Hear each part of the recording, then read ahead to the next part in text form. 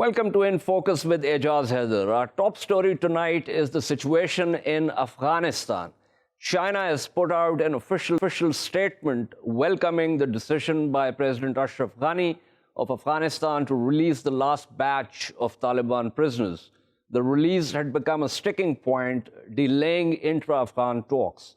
The decision came following a 3-day-long meeting in Kabul of Loya Jirga amidst tight security. A Loya Jirga is a traditional Afghan decision-making mechanism, an assembly of tribal elders and other stakeholders to advise on important matters. Over 3,000 community leaders and politicians had gathered in Kabul and put out a resolution in support of immediate peace talks. At a news briefing in Beijing, Chinese Foreign Ministry spokesperson Li Jianzhao welcomed the step as an enabling measure. Zhao said the release of prisoners will help establish mutual trust between Kabul and the Taliban. In a program on Monday following this news, experts from the US, Afghanistan, and Pakistan seem to agree that the development is a positive one and paves the way for starting the second phase of peace talks. Kabul's team will meet the Taliban in Qatar end of this month to begin the negotiations. The process was laid out in a deal signed by the US and the Taliban in February this year. Let's get right into our discussion tonight. We are joined by Mohammed Omar Daudzai, a seasoned diplomat and politician. Mr. Daudzai was Afghanistan's ambassador to Pakistan. He was also President Ashraf Ghani's special envoy for regional consensus building on peace and head of the High Peace Council Secretariat. From Pakistan, we have Lieutenant General Waheed Arshad, former Chief of General Staff of Pakistan Army, and we shall also be shortly joined by Professor Victor Gao, Chair Professor, Soochow University. Professor Gao is also Director of the China National Association of International Studies and Executive Director of Beijing Private Equity. Let's get right into it. Mr. Daudzai, give me your reading of the situation now post Loya Jirga.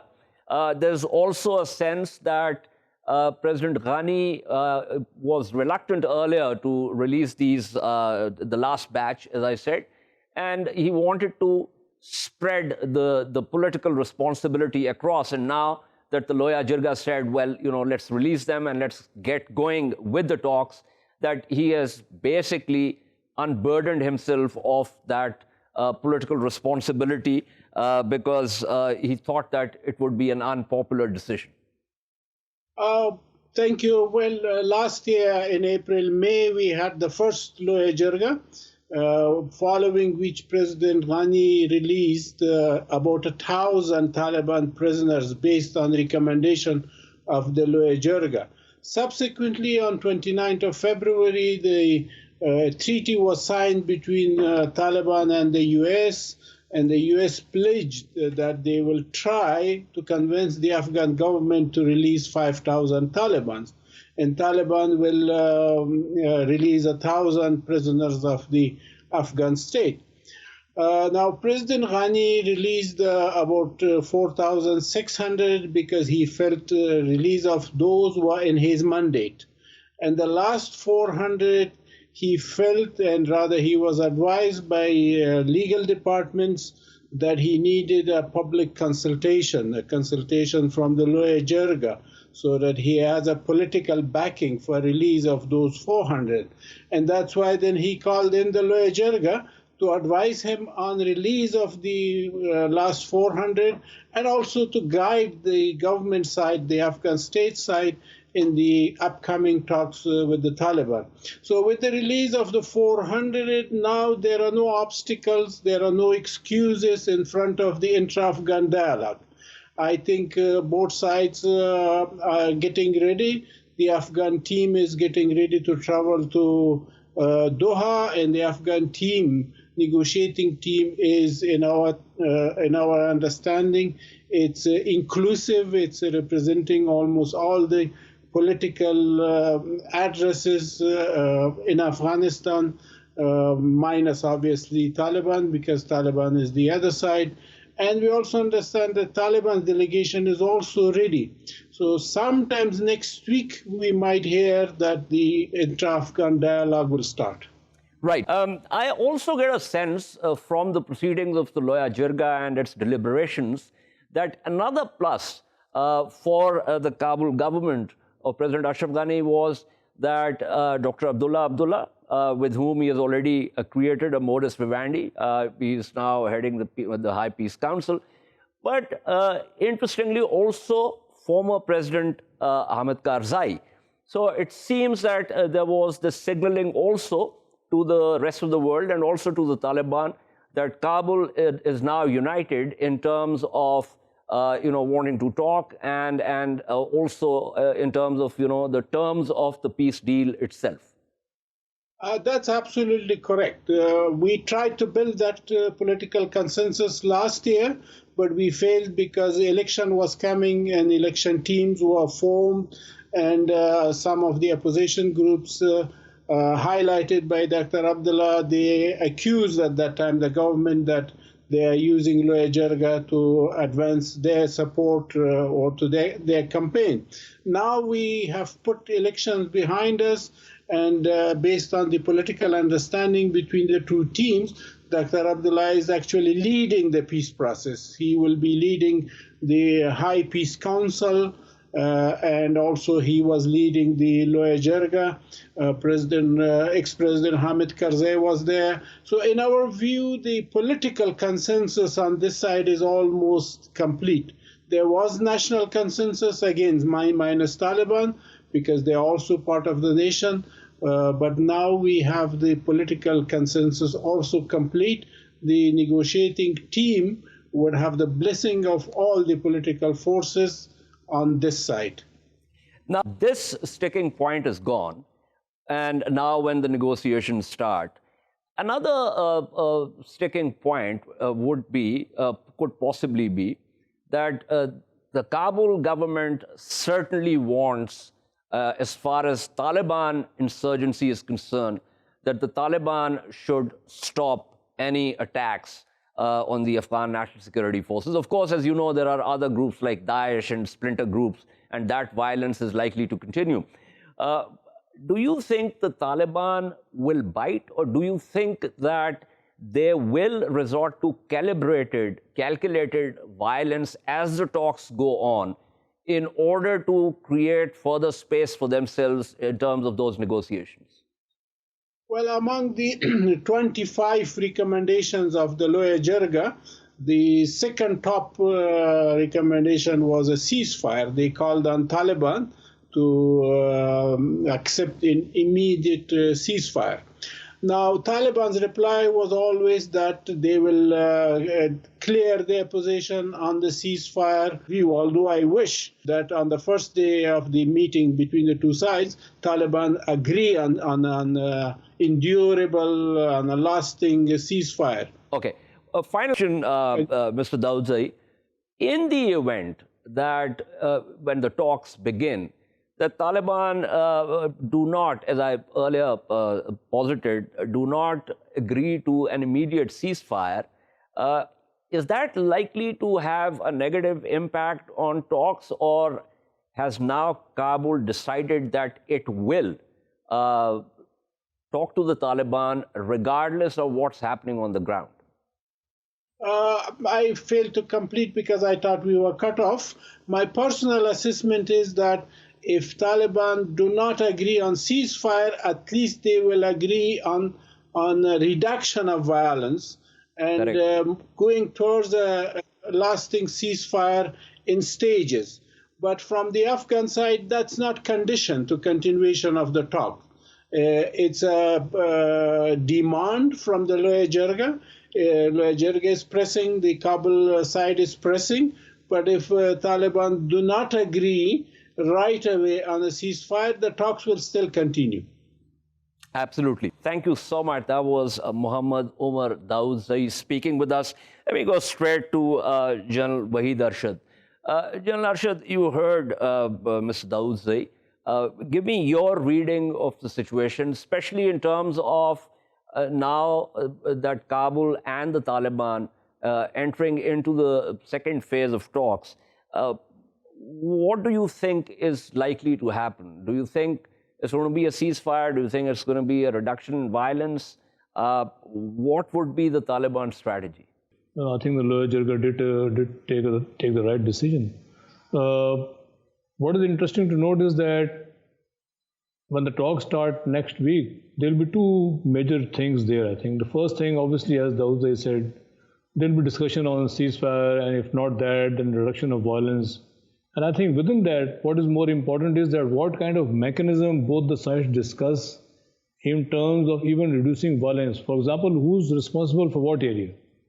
Correct. And who will be held responsible if in certain areas violence is not reduced, or if there is an agreement on partial ceasefire or selective areas ceasefire, then who is going to be responsible there? Because as we all know, there are various areas of control of the Afghan government, the Taliban, and then there is presence of Daesh and other groups of the TTP, which you remember the UN report mentioned that there are more than 5,000 there who are freelancers now practically, playing in everybody's hands.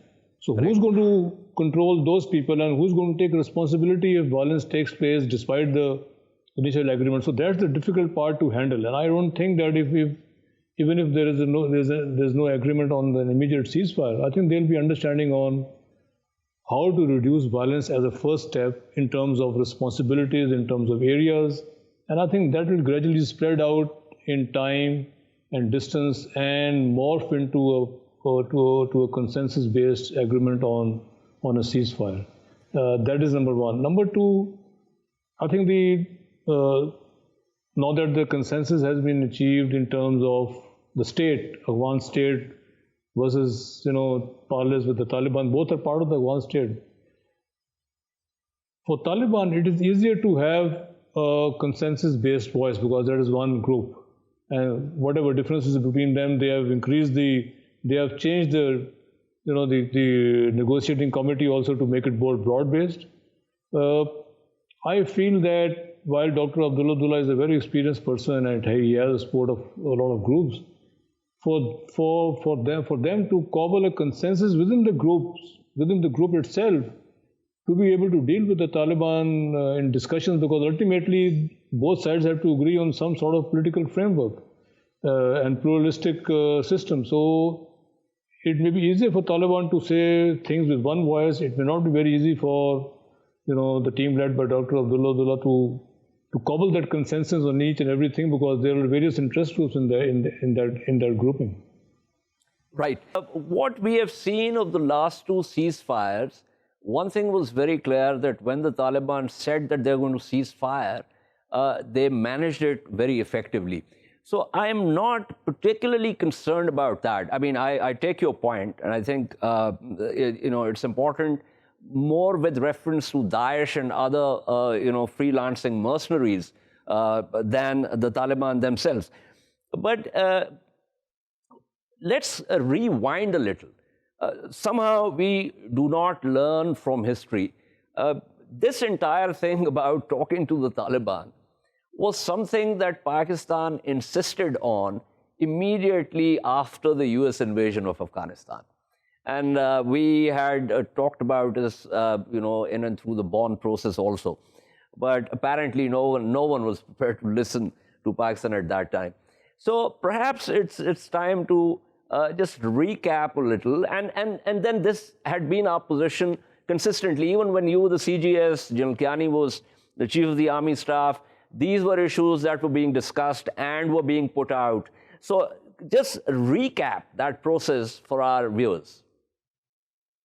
Pakistan government, right, if not directly immediately after the invasion in 2001, but I think 2-3 years from there on, the government policy has been, both in terms of political interlocutors as well as our discussions with the ISAF people, with the American visitors who used to visit Rawalpindi and Islamabad, was that given the Afghan history, given the dynamics, given the environment, given the nature of people there, there is no way that any outside formula can be, sort of transposed or transfixed there or put in place there.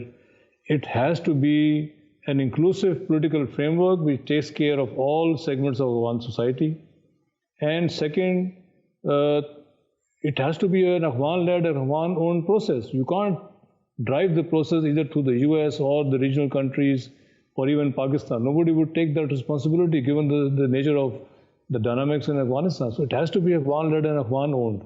And instead of listening to us, the US and some of our allies kept on insisting, instead of looking inward and looking at what is happening in Afghanistan, they chose to put their strategic sort of eyesight on Pakistan. As Pakistan is not doing more, it's Pakistan's responsibility to bring in that group, bring in that group, or bring in this group, convince the Taliban, and so on and so forth. Pakistan has been doing all that, and if Pakistan had not helped, the situation would not have been what we have now. So I think Pakistan has played a very positive role, and our policy and our recommendations and our views actually are now being implemented, and everybody has agreed to that. Had that been agreed about 15 years back, we would have saved so much of, destruction.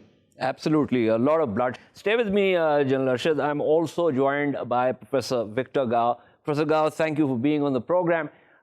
You were listening in on the opening, you talking about the fact that China has also put out an official statement with reference to the Loya Jirga, with reference to the next phase of the negotiations between Kabul and the Taliban. So just give our viewers a sense of how China is approaching this and what China thinks are its stakes in this process. Well, first of all, the war in Afghanistan has been raging on for almost 20 years, making it one of the longest lasting wars in recent history. And this has wrought tremendous amount of damage to the lives and properties and economic development of the Afghan people. So the war needs to be stopped, full stop. That's the first important thing. Secondly, national reconciliation is a precondition to economic development. In this sense, this recent decision to release prisoners or to swap prisoners is a very, very important step towards greater national reconciliation. I hope people in Afghanistan will pay more attention to stability and economic development, because this will help the government and the people in Afghanistan to fight off war and extremism and terrorism. And only in this way, I think, the Afghan people can be saved. They need to be devoted to economic development and improving the living standards of the Afghan people. It is a shame that the war in Afghanistan, 20 years in and still ongoing, has not significantly improved the economic situation in Afghanistan. China is doing the opposite. China is very much committed to national reconciliation in Afghanistan and helping the Afghan people to rebuild their economy. This is a very important contribution that China can make.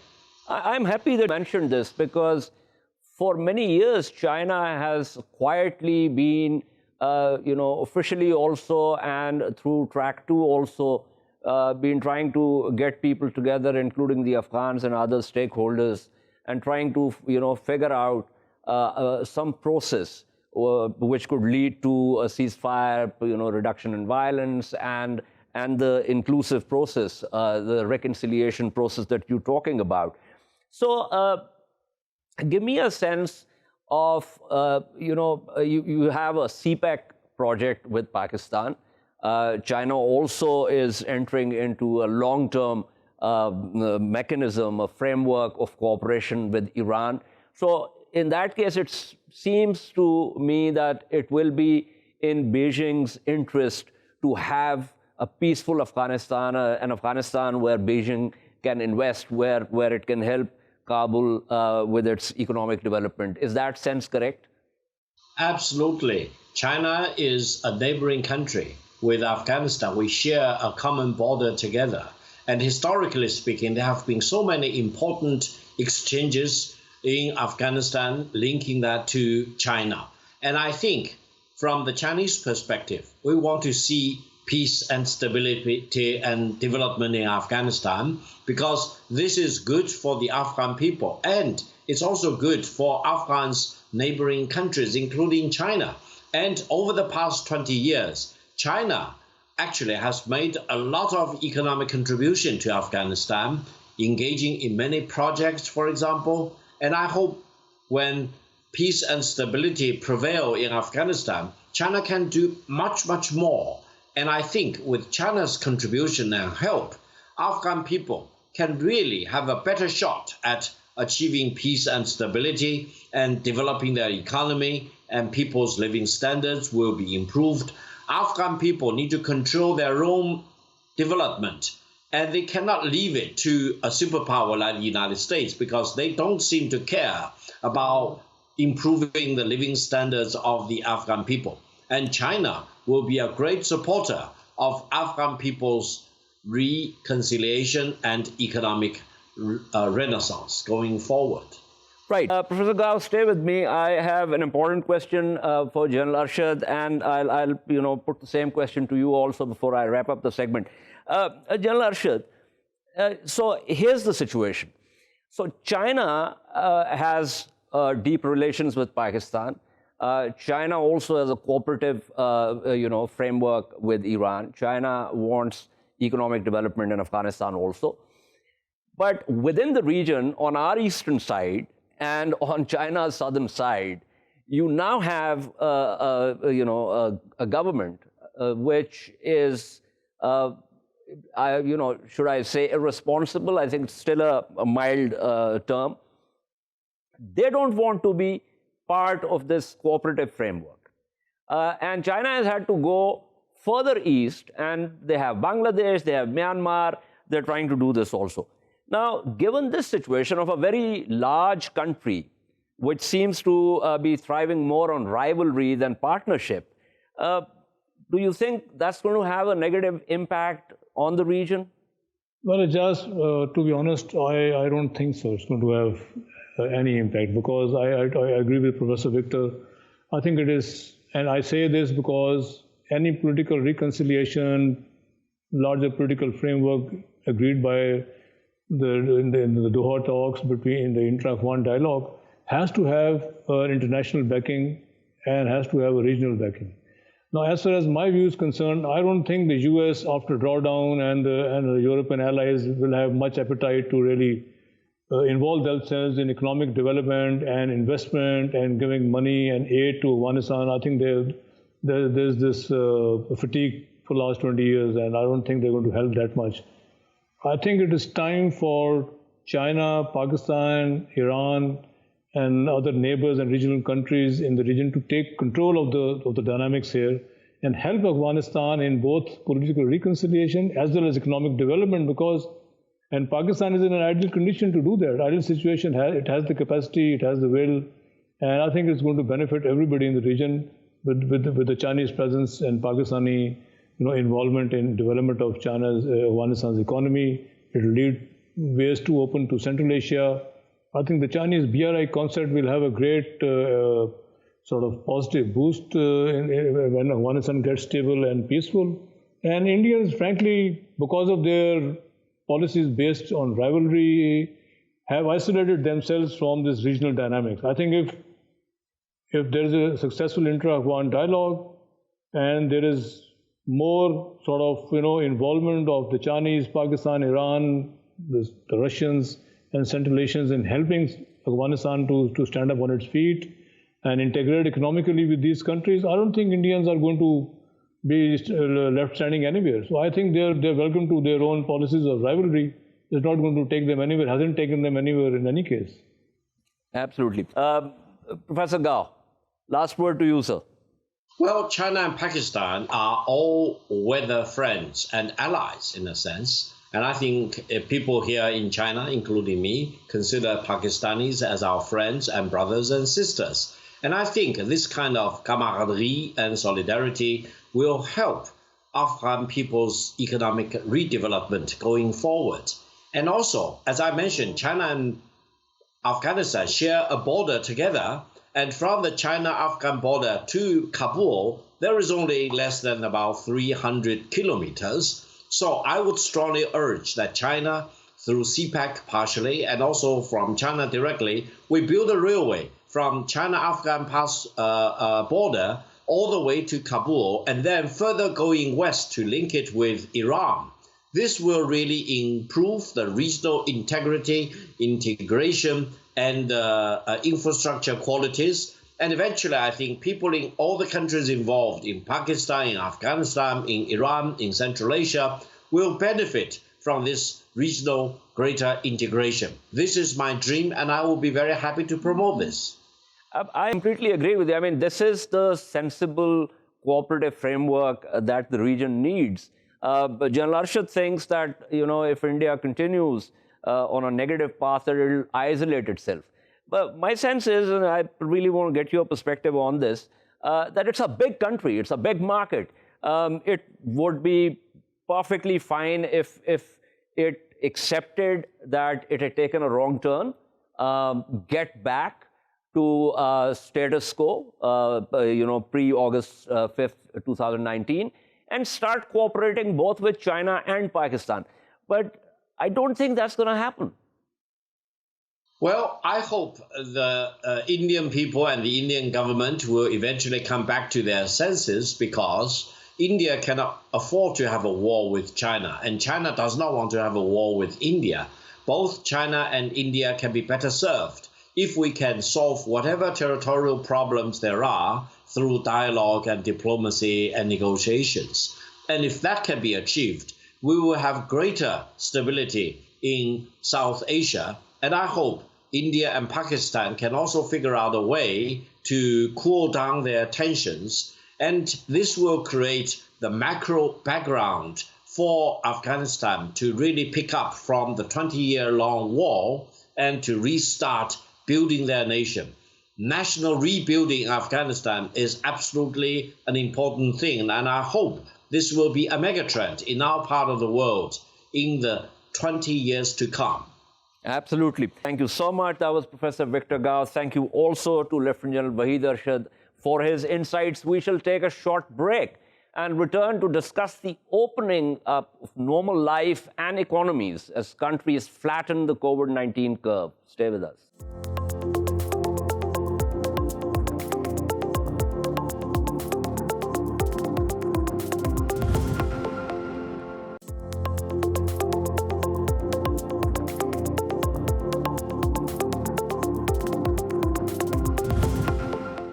Welcome back to In Focus. Our second story tonight is about the decision by various countries, including Pakistan, to end lockdowns and bring life back to normalcy.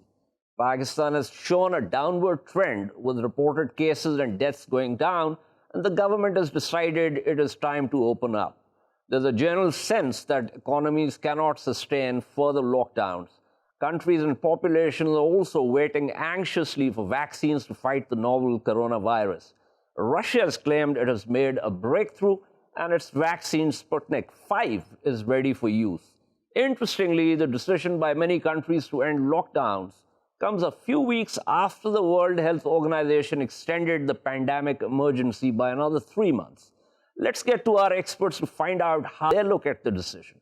We are joined by Professor Derya Unutmaz, human immunologist at the Jackson Laboratory in Farmington, Connecticut, and Professor Mirza. Dr. Mirza is an associate professor in the Department of Biology at the Lahore University of Management Sciences. Thank you to both panelists. Let me begin with Dr. Mirza here. Dr. Mirza, what do you think of the government's decision to open up? So I think it's about time. And if you look at like you mentioned yourself, that the trend we're seeing is going down. So we have a declining trend. And yes, you are going to see some hiccups over the time and along the way. But overall, in general, if you compare the graph between July 20th and August 7th, it seems like it's pretty stable. Yes, you see a little bit of shift, and that's why I'm using the word trend, because it's shifting slightly to one side or the other. But I think that this is the perfect time to open. And let me add one more thing here, that you are going to continue to see this kind of trend for a very long period of time. Infectious diseases don't just disappear one day, because there are still people in the community who are incubating these viruses. So I'm sure that once they start to mingle with the rest of the people, there's going to be another blip. But because people had acquired a certain level of immunity against the virus, it's less likely to cause a bigger surge, or you're less likely to see a huge peak in either the rates of infection or the number of deaths. So I think this is the perfect time to safely transit into opening the lockdowns. So some of the critics have a slightly different point. They say that there's going to be a surge, but since most people have been asymptomatic, and because our testing regime focused only initially, and still does, frankly, on those patients that show symptoms, so we really do not have the correct numbers of people who are infected. There's another point also, which was, on Monday, essentially the news came from South Korea, which talked about a certain mutation of this virus. They tested about over 700 people. There were over 500 which were locals, and the rest were the imported cases, and they talked about a certain kind of mutation. Now, we do not know whether that mutation is a weakening of the virus or a strengthening of it, which of course we will at some point shortly. But so the critics' point of view is that we cannot consider all is well, and we have to be on our toes in terms of the coming surges, for instance, post Eid al-Adha, post Muharram, and the rest. Okay, so you talked about multiple things in here. One was the environmental conditions. Second can be answered through some extensive biology. So first was that, yes, it is a going trend, it's a downward trend, but we should not consider it gone. And you are right. So there are certain things that are going to impact the replication of this virus. And pretty soon we are going to be entering fall season. And in fall, the temperatures are going to drop. And it is very likely, because we don't know much about this virus, it's very likely that lowering of this temperature might actually accelerate its replication. One. Two, you mentioned the mutation. So mutations are different types of mutations. So there are some nonsense mutations, and then there are some functional mutations. In terms of nonsense mutations, we don't know whether it has an impact on the biology of the virus or on the pathogenesis of the virus. Whereas when we talk about the functional mutations, that mutations can actually impact the virus, and then there are lethal mutations which kill the virus. But because we are still able to identify those mutations, it makes sense, or it's safer to say that this mutation is actually not a lethal mutation for the virus, so it's not killing it. But whether it's functional or not, we are not going to know until we do animal experiments or we start to grow it in a cell culture and see whether it is impacting its ability to enter into the cell or to replicate within the cell, because some mutations are going to inhibit its activity, like you said, that it's going to weaken the virus. So it's going to inhibit its activity, or it's going to inhibit its ability to enter into the cell. And some mutations are going to inhibit its ability to actually replicate within the cell. So it can still enter the cell, but it's not going to be able to replicate within the cell. So that's as far as the biology is concerned. And I think you are right that when the temperature drops, there is a possibility that people who are actually incubating asymptomatically might start to show symptoms because the virus is replicating. But then on the other hand, because they have been incubating this virus for so long and their immune system had recognized the virus so clearly that they may not actually develop disease. So there has to be a reinfection. So they have to get infected again. Now, if they get infected with a virus which is now mutated slightly, there is a chance that if it is a functional mutation and it is imparting some benefits on this virus, it might make these people sick. But right. It's all still go on. in the air. Okay. We are now until we actually do some experiment. Okay, let me go to Professor Derya Unutmaz. Professor Unutmaz, I'm not going to ask any question. I want you to take your cue from what Dr. Mirza has said and give me your perspective on that.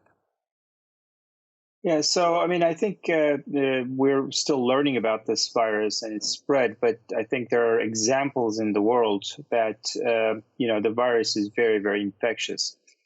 number of countries have controlled it. In fact, New Zealand, it was 0 cases for about 100 days, but recently they've also had some community transmission.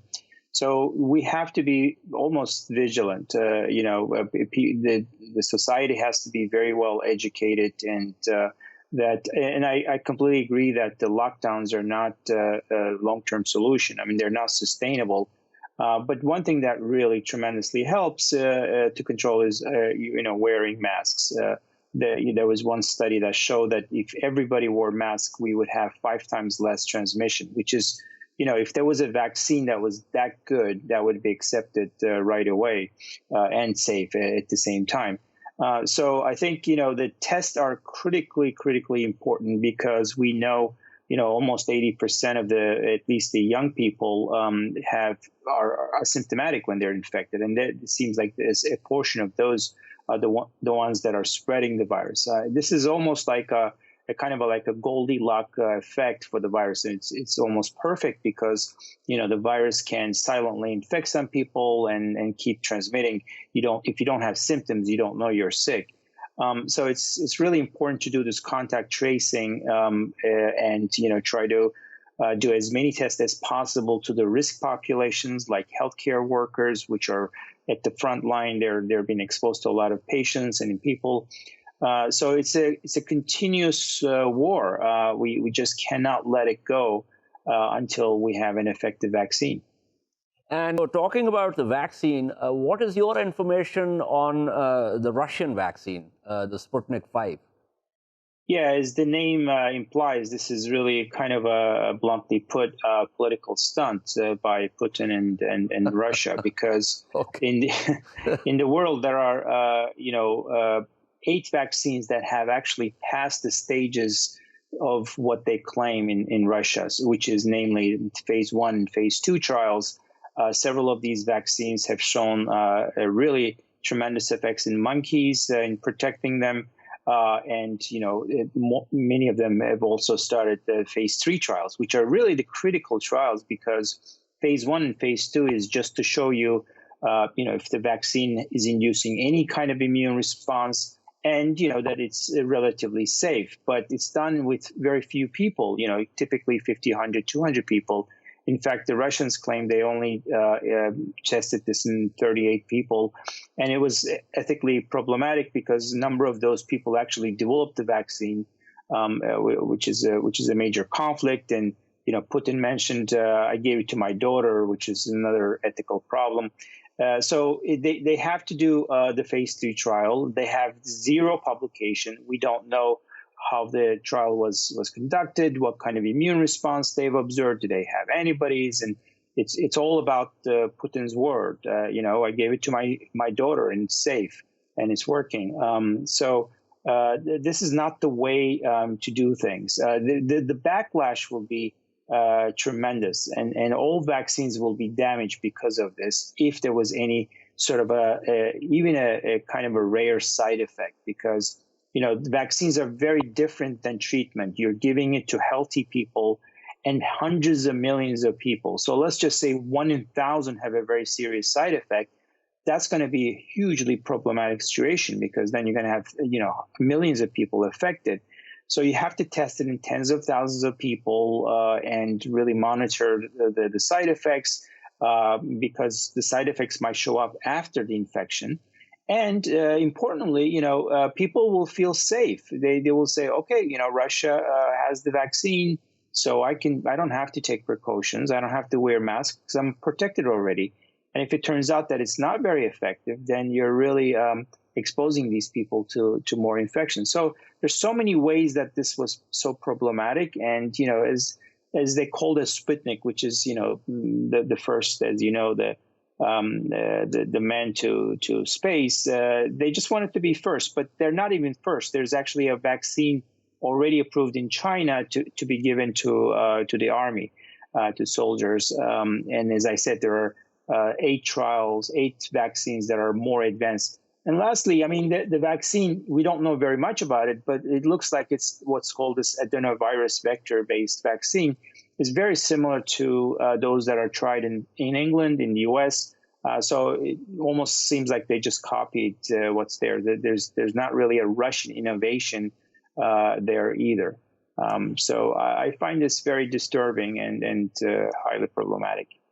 Thanks so much, Professor Derya, Unutmaz, for all those excellent points. Before I wrap up, let me quickly go back to Dr. Mirza. Dr. Mirza, so what is the message here?